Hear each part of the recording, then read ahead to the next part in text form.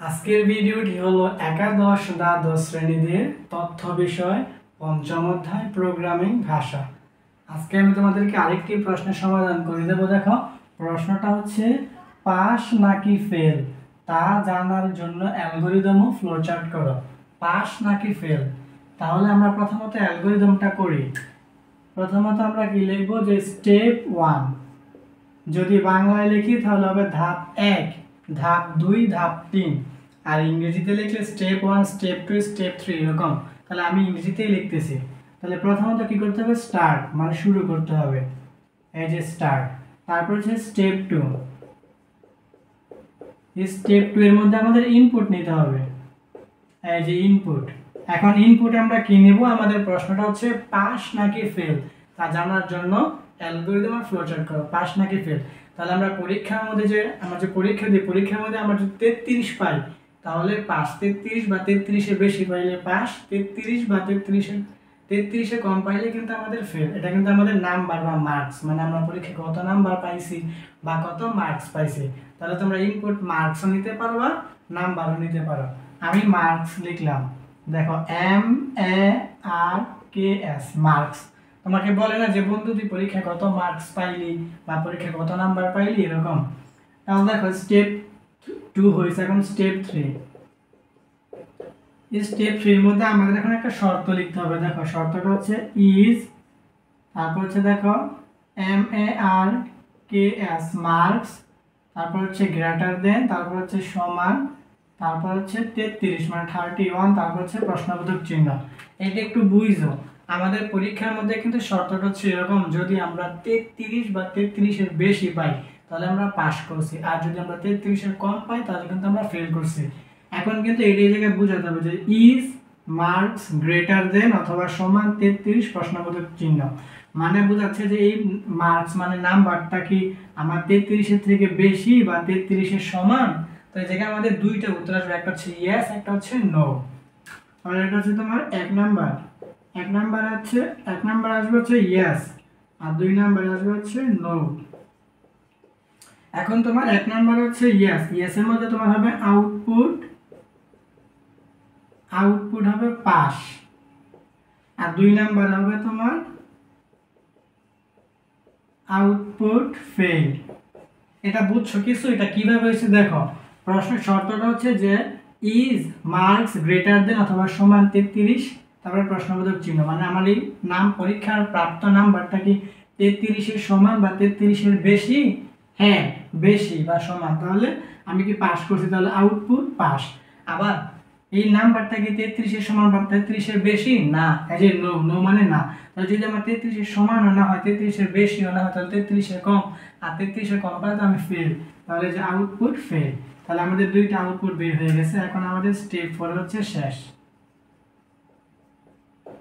Step 4 এ কি and মানে কি শেষ, আমাদের শেষ। তাহলে দেখো এখন আমরা অ্যালগরিদমটা দেখে ফ্লোচার্টটা আঁকি। তাহলে প্রথমত আমাদের কি আছে, এই জায়গায় স্টার্ট। তাহলে স্টার্টের জন্য আমাদের কি করতে হবে, এই জায়গায় ডিম্বাকৃতি চিহ্ন দিয়ে স্টার্ট করতে হবে, যে স্টার্ট। তারপর হচ্ছে প্রবাহের প্রতীক, তারপর হচ্ছে ইনপুটের জন্য আমাদের সামান্তরিক ব্যবহার করা হয়, এই যে সামান্তরিক। এখন আমাদের হবে ইনপুট, এই যে ইনপুট মার্কস, এই যে ইনপুট মার্কস। তারপর আবার প্রবাহের প্রতীক দিতে হবে, এই যে প্রবাহের প্রতীক। তারপরে দেখো আমাদের এই জায়গায় এটা কিন্তু একটা শর্ত প্রকাশ করতেছে যে আমি 33 এর সমান বা 33 এর বেশি পাইলে পাস করছি, আর 33 এর কম পাইলে ফেল করছি। বেশি পাইলে একটা, কম পাইলে আরেকটা, যে দুই রকম হচ্ছে, এরকম বুঝে আমাদের এই জায়গায় সিদ্ধান্ত নিতে হয় বা এই রম্বস ব্যবহার করতে হবে। যেরকম রম্বস, এটাকে বলে রম্বস বা ডায়মন্ড। যখন দেখবা দুই দিকে দুই ধরনের মান আসবে, যে 33 এর সমান হলে একটা, আর 33 এর কম হলে আরেকটা। 33 সমান বা বেশি হলে পাস, আর কম হলে ফেল, যে দুই ধরনের মান আসতেছে, এরকম হলে আমাদের সিদ্ধান্ত নিতে হয় বা শর্ত প্রকাশ করে। ওই ক্ষেত্রে আমাদের এই রম্বস বা ডায়মন্ড বলে এটা ব্যবহার করতে হয়। তাহলে আমরা প্রথমত লিখি ইজ, তারপর হচ্ছে এটা লিখতে হবে যে MARKS মার্কস, তারপরে গ্রেটার দেন, তারপরে সমান, তারপরে 33, তারপরে প্রশ্নবোধক চিহ্ন। মানে বোঝাচ্ছে যে এই নাম্বারটা কি 33 এর সমান বা 33 এর বেশি, তাহলে আমাদের এই জায়গায় কিন্তু আউটপুট দুইটা হইছে, একটা ইয়েস একটা নো। তাহলে এই জায়গায় দুইটা আউটপুট হবে। এই যে আমাদের প্রথমত এটা কি করলাম, এই যে প্রবাহের প্রতীক দিলাম, এই যে প্রবাহের প্রতীক। এখন আমরা দুইটা আউটপুট, তাহলে আউটপুটের জন্য আমাদের কি ব্যবহার করা হয়, সামান্তরিক। এই যে আমরা সামান্তরিক দিলাম দুইটা আউটপুটের জন্য দুইটা সামান্তরিক।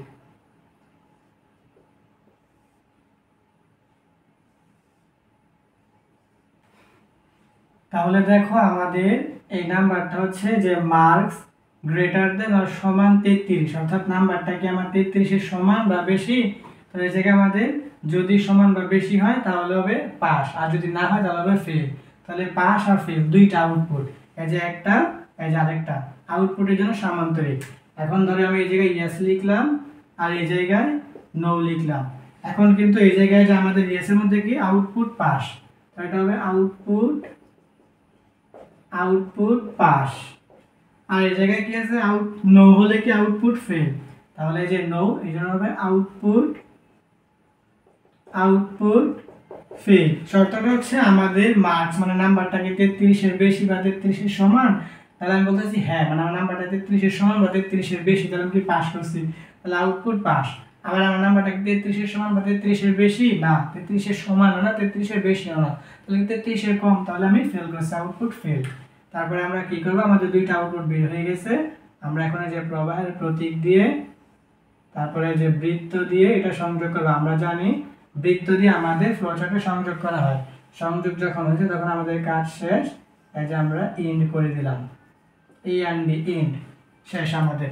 তাহলে তোমাদের একাদশ দ্বাদশ শ্রেণীতে তথ্য বিষয় পঞ্চম অধ্যায় প্রোগ্রামিং ভাষা থেকে যদি সৃজনশীল আসে আর ওই জায়গায় গ অথবা গ এর মধ্যে যদি চাই যে পাস নাকি ফেল তা জানার জন্য অ্যালগরিদম ও ফ্লোচার্ট করো, তাহলে তোমরা প্রথমত এই যে এই অ্যালগরিদমটা করবা, তারপরে অ্যালগরিদমটা দেখে দেখে ফ্লোচার্টটা করে ফেলবা। কিন্তু মাথায় রাখবা এই ডিম্বাকৃতি দিয়ে শুরু হয় শেষ হয়, আর এই সামান্তরিক দিয়ে ইনপুট হয় এবং আউটপুটে হয়, আর এই শর্ত বা সিদ্ধান্ত প্রকাশ করলে রম্বস ব্যবহার করা হয়, আর এই বৃত্ত দিয়ে সংযোগ করা বোঝায়।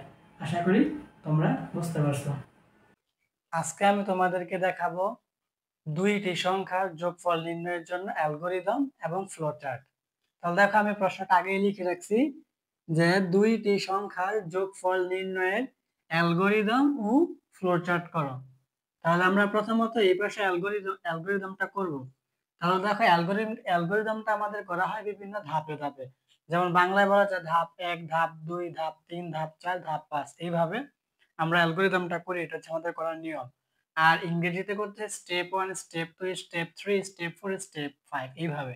তাহলে আমি ইংরেজিতেই করি, এটা ইংরেজিতে করা যায় বাংলায় করা যায়, আমি ইংরেজিতেই করলাম।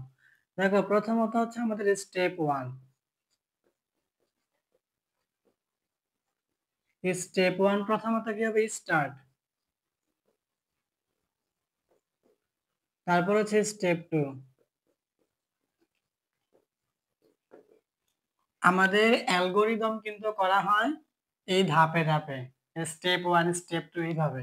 তো প্রথমত আমরা স্টেপ 1 এ কি স্টার্ট করছি, এখন আমাদের স্টেপ 2 এর মধ্যে কি করতে হবে, ইনপুট নিতে হবে। এখন আমরা লিখি ইনপুট, এই যে ইনপুট। এখন ইনপুট আমরা কি নেব, প্রশ্নটা দেখো তাহলে বুঝলাম। প্রশ্নটা বলছে যে দুইটি সংখ্যার যোগফল নির্ণয়ের অ্যালগরিদম ও ফ্লোচার্ট করো। দুইটি সংখ্যা, এখন এই জায়গায় দুইটি সংখ্যা দেওয়া নেই, তোমরা এবি ধরতে পারো দুইটি সংখ্যা বা এক্সও ধরতে পারো। আমি এই জায়গায় দুইটি সংখ্যা এবি ধরে নিলাম। তাহলে আমাদের কি হলো, আমাদের স্টেপ 2 এর মধ্যে ইনপুট হলো এ আর বি। এখন আমাদের স্টেপ 3 হবে।